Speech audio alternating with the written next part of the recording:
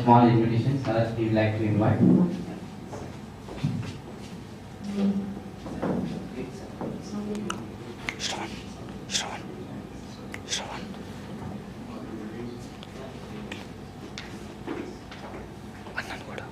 So, good morning everyone.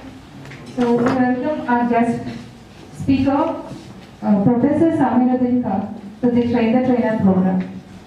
So, firstly, he is director of Sridhar Institution, and it is established in 2001, and it has undertaken 1200 students at that 2001.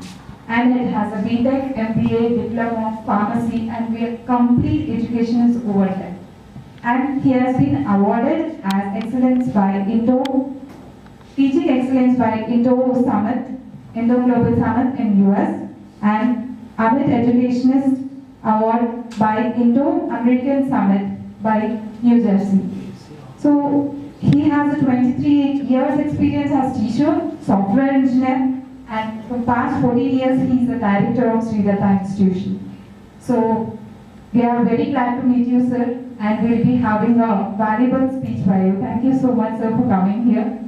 So thank you so much. Now I'll hand over this mic to Samiruddin, sir.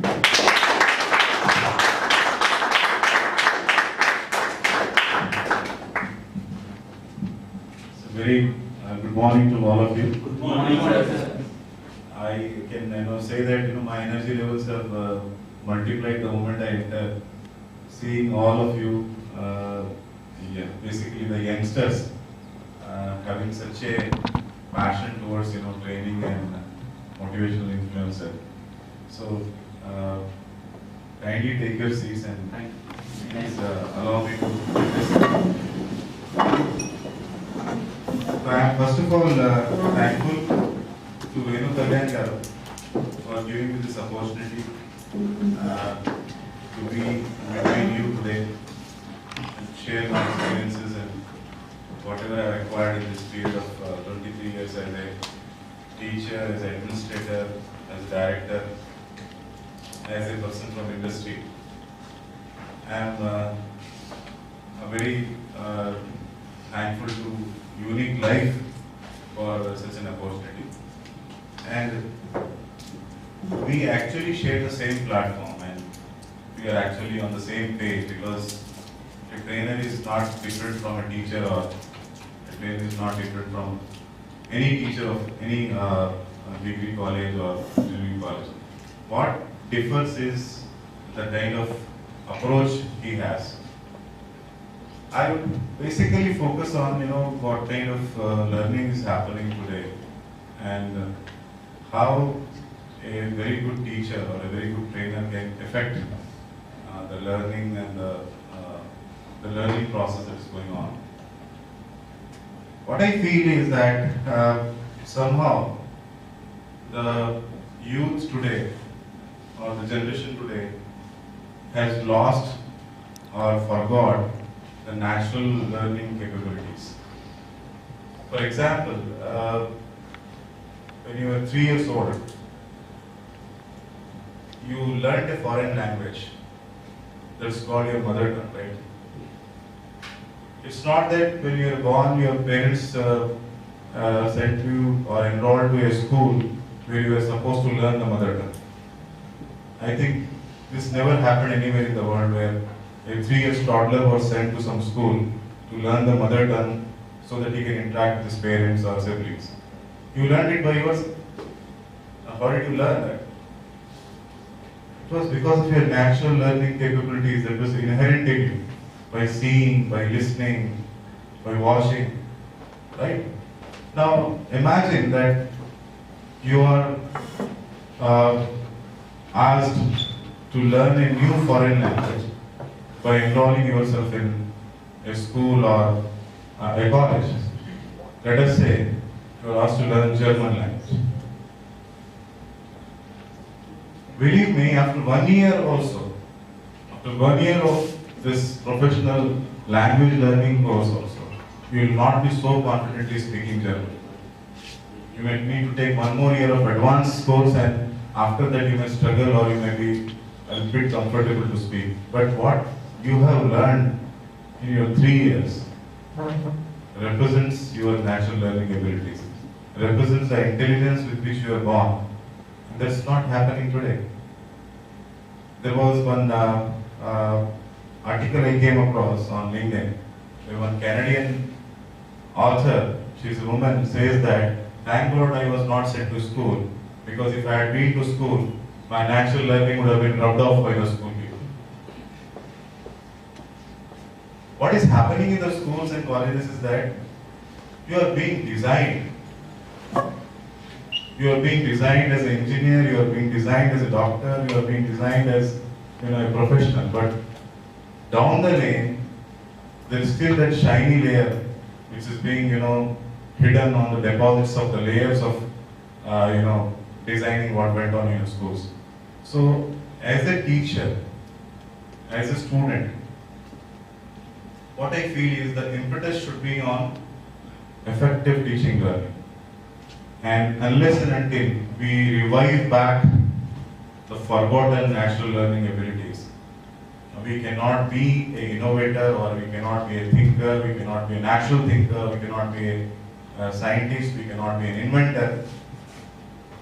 And that's the basic challenge we face today as a teacher. Now, I am basically given the role of a teacher of those students who have been already spoiled in their school, in their intermediate colleges. So in 4 years of span, we are supposed to make them engineers. That's the biggest challenge we have. And the teachers who are taking the profession of teaching, the question is how many come passionately there. Some people come out of force because they did not get job anywhere. That's why they feel teaching is the simplest form of earning livelihood. Because there is a lot of dearth of teachers, anyway they can become a teacher. Since they come from that designed kind of process of learning, what they contribute to the students will be same, and both remain same. There is no change. So we today require passionate, teachers. And the difference between a teacher in a college and a motivational speaker or a trainer is that you have that extra, abilities or experience when compared to a teacher. Because what I understand is that if I want to be a motivational speaker, I think Venu Kalyan is the authority, you can correct me if I am wrong, need to have a very strong knowledge about human relations, human psychology, ability to connect with people, ability to understand them, spiritual knowledge, and that is something which differs from a normal teacher and a motivational influence or a speaker. I feel that if a teacher of any college or any professional degree course or a school has both these qualities,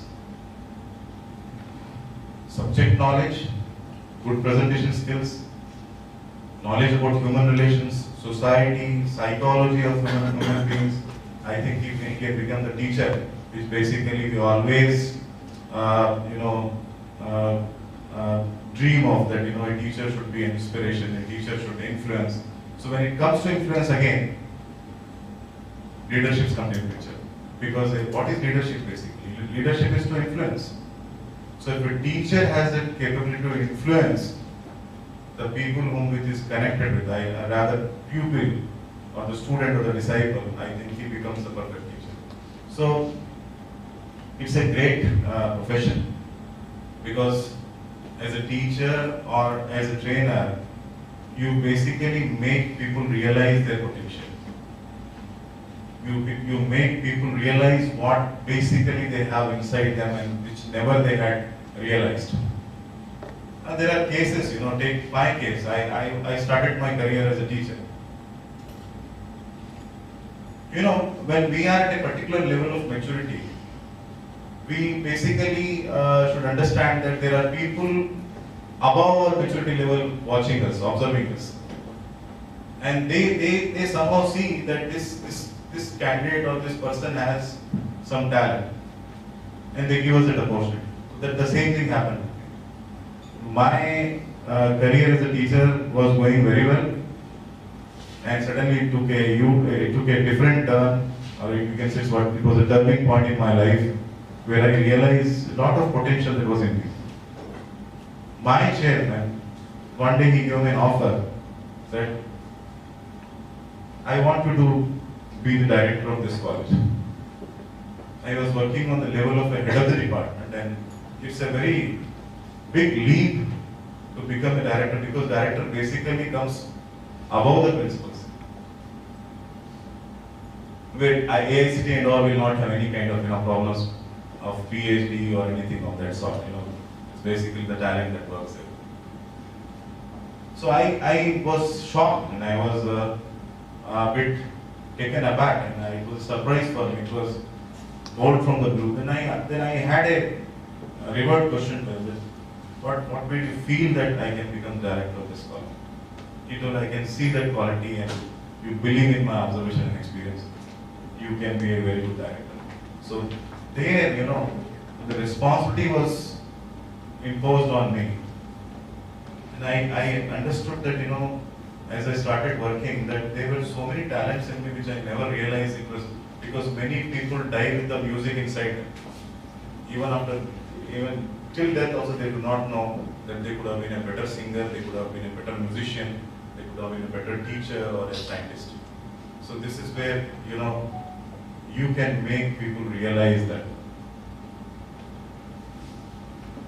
Unless and until you have sound knowledge about, the human beings, the relations between human beings, maybe father, child, maybe sister and brother, maybe husband, wife, your preaching and all will be hollow. It will not have the depth. The depth will come only when you understand things very clearly and you have a deep insight about it.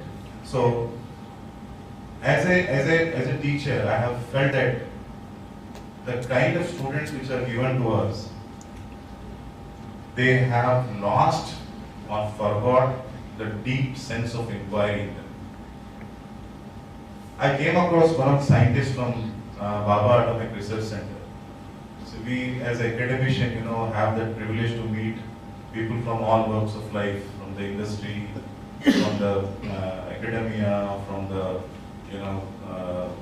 various organizations. So we interact with each other, we share our knowledge. And what he said, that in Bhabha Atomic Research Center, we still do research on how do we exist as a human being in this nature.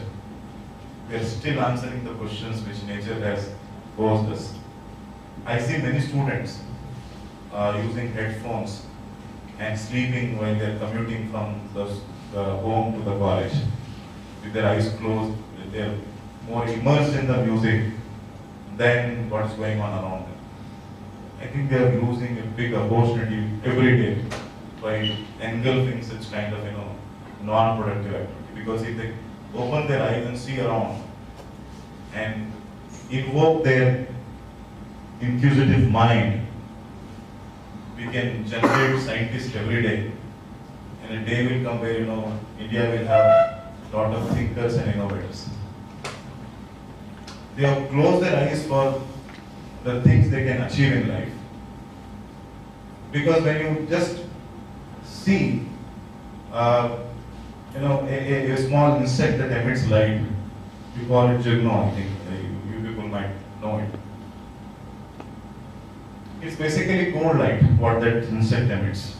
Because if the same luminance of bulb you attach to that insect, it will burn off. Because what light we are using here is generating heat. But that insect is emitting light, it's called cold light. It took us thousands of years to understand that and invent a bulb called LED bulb. If we had that natural learning capability, if we had not lost that strong sense of inquiry in us, I think we would have invented LED long back. So there are still people who did not detach themselves from that kind of learning. So I think the same I can correlate with a trainer or a motivational speaker, because unless and until he observes things around him, unless and until he he has a deep sense of inquiry in him, unless until he asks very difficult questions to himself or people around, I think you cannot become a person who can, you know, contribute to the society in terms of knowledge or your preachings. What is required is to revive back the ability of natural learning, revive back the ability of deep sense of inquiry, and only then, you know, we can say that, you know, we have come out of that shackles of mugging up questions and answers and scoring good in the examinations. That's what is happening in various corporate degree colleges and intermediate colleges. The basic challenge in front of a teacher is that he cannot make the student change his mindset.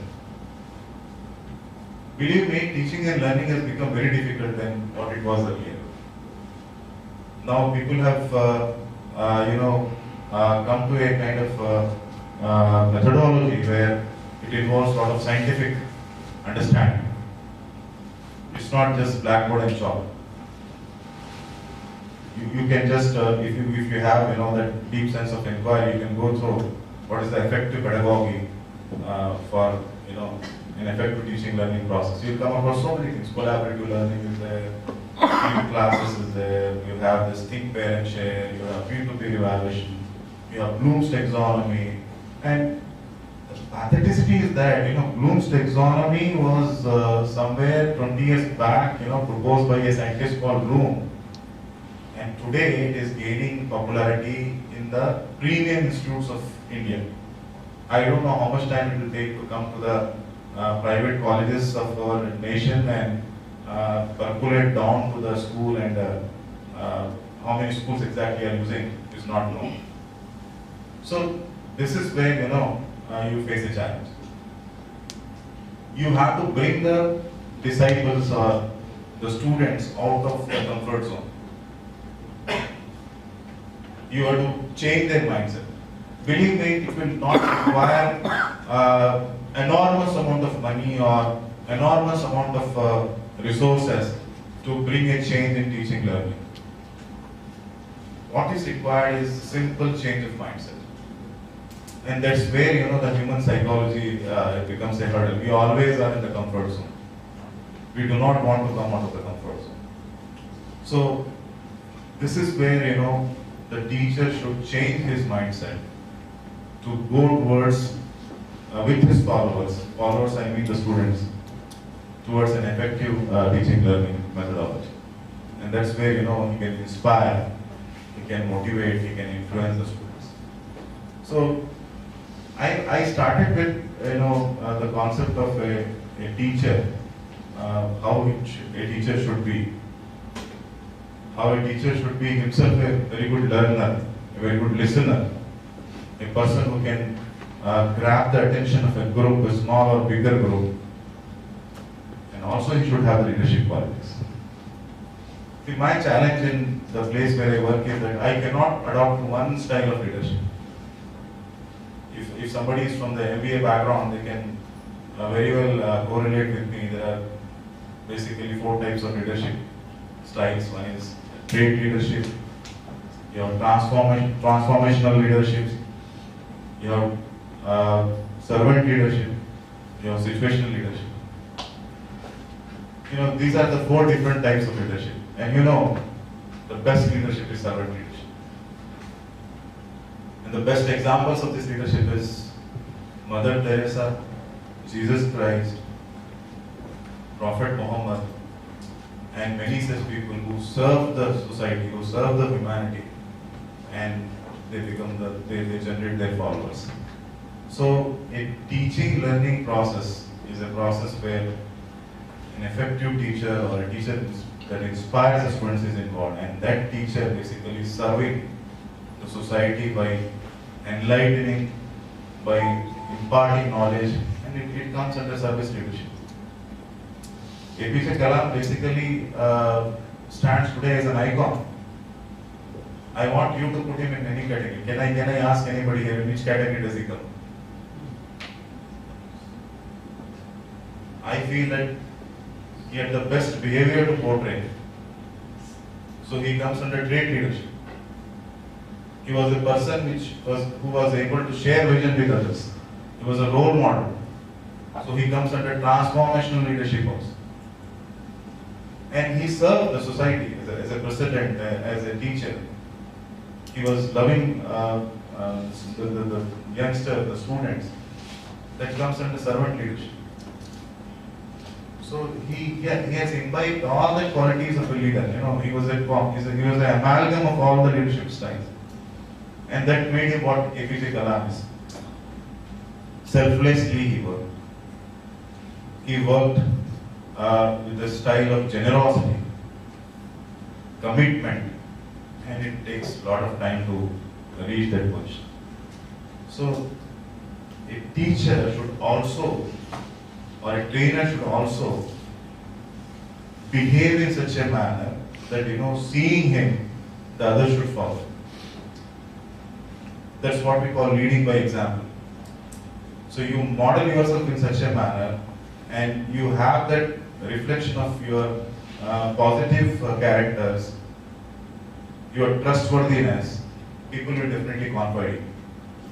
And then the first thing, if you watch children, how they behave, they act as what they see. That's basically first thing, you know, modeling yourself and making people follow you.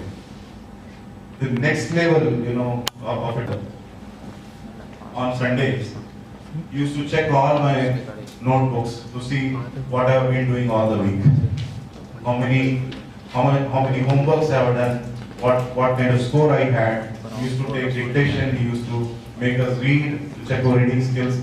He used to be very particular about our pronunciation, our spellings. Does a parent today have that time? You know what is the result of this? What is the outcome of this? One girl in a college has an affair with the driver of the bus in which she commutes or travels. You know, the incident came up when there was some fight between this driver and this lady. And you know, as a director, I need to administer all the things there, and such kind of, you know, incidents come up to my office, and I need to handle that. So I have that role also to play. You know, this kind of incidents or events that come to me has made me more strong learner, has given me an experience to be more sound in the approach I handle such kind of things. When I asked this lady that, what does your father do? Or what does your mother do? And she comes from a respectable family. I asked how she got attracted to this driver. Because other than the driving skills, might have not seen anything, because you board the bus and you get down the bus after. There is no time where you can interact with the bus driver later. She doesn't have an answer. Then I asked another question to her that, do you spend time with your parents? That lady said, yes sir, we spend. When you are with your parents, what do you discuss? We discuss about TV serials, shopping and films or gossip. Then I was more inquisitive and curious. Then I asked, have you got a Bhagavad Gita at your home? She was staring at me, sir, we don't have that book in our house. That is where the problem is. India has attained freedom 65, 70 years back, but we still have not got spiritual freedom. You know, it's lack of spirituality that is creating such a generation in the society. Believe me, if we don't make our bells ring and react, tomorrow the generation what we have will be politicians, leaders, bureaucrats, and these people without values and ethics will be a nuisance in the society. Today we see that an elderly person who is walking on the road is, you know, hit by a bike of a youngster. He doesn't even stop to say sorry.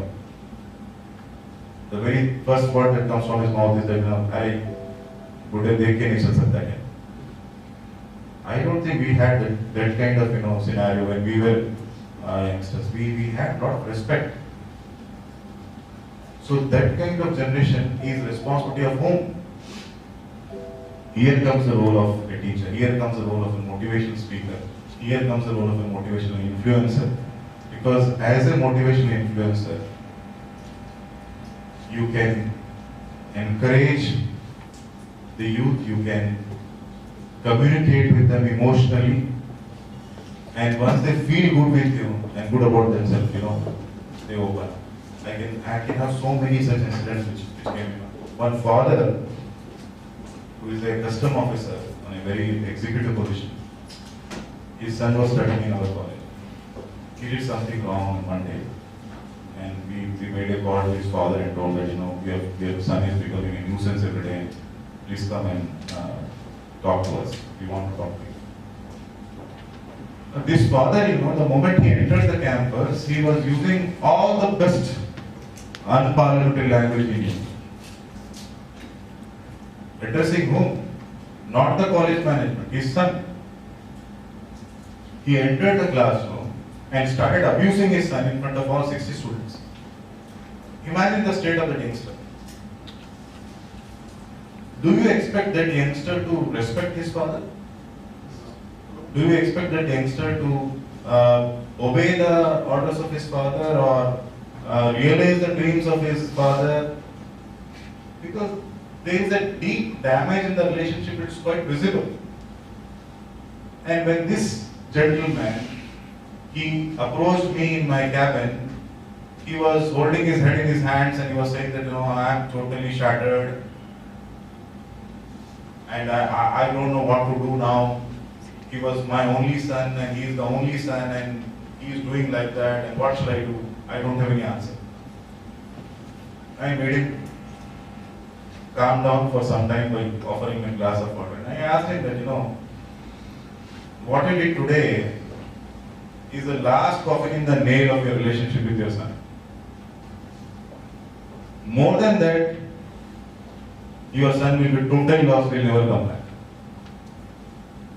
As a father, what you have done today is you have humiliated him, you have abused him in front of a gathering where he had some self-respect.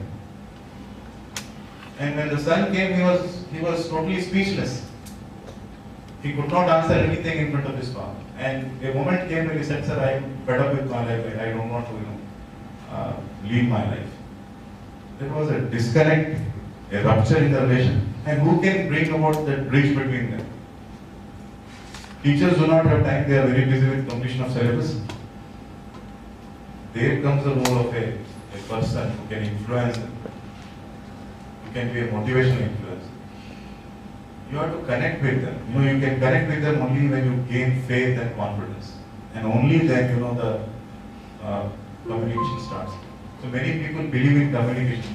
I believe in connecting with people. And that's where the real, beauty comes. When you connect with people, and connection doesn't happen instantaneously. To make the connection happen, you need to be a role model for others. You need to be trustworthy. You need to be having the ability to connect with people, to communicate with them on emotional level. Then only that kind of relation can exist. So I had that opportunity to bridge the gap between the father and son. This all I could not have been done unless and until I had that sound knowledge or experience about relations. Unless I experienced it, unless I had closely observed it. And believe me, the kind of satisfaction you have when the relations are mended. I got a call from his father saying that, "Sir, what did you do to my son? My original son is back." And son says, "What did you do to my father, sir?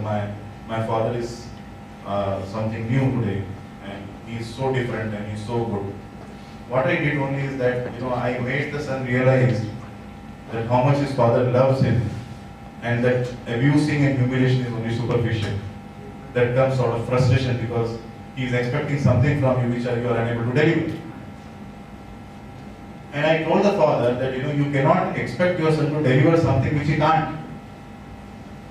When we go to, the spiritual level, I have friends, I have colleagues, from where I have learned about various religions. And I don't want to enter into controversial water, but what I understood, the goodness, is that in every religion preaches one and the same thing. No religion differs from other religion.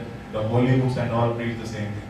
So there was an incident where one of the student, he told what favor my mother has done by giving birth to me. They wanted a son and I did a favor by 17.6% of our youth in India are employed. 83% people are unemployed. The reason is they lack skill set. Skill is the only, ability that can take you forward, that can fetch a career for you, that can make you problem solve. I am not saying that, sir, today I asked a student in my first year that what made you join engineering? You know what is the answer he gives or she gives? Sir, my mother's sister has a son who is doing engineering and she wanted me also to become an engineer. Father says, I could not become an engineer, that's why I want my son to become an engineer. How many students come with a passion that, I want to become an engineer? So they carry that, burden of unfulfilled desire of a parent. That's where it touches them. So these kind of students, they do not even have a goal in their life. One of a very great motivational speaker, I think Venu Kalyan was a fan of him, Tony Robbins. He has devised a very simple formula for goal setting.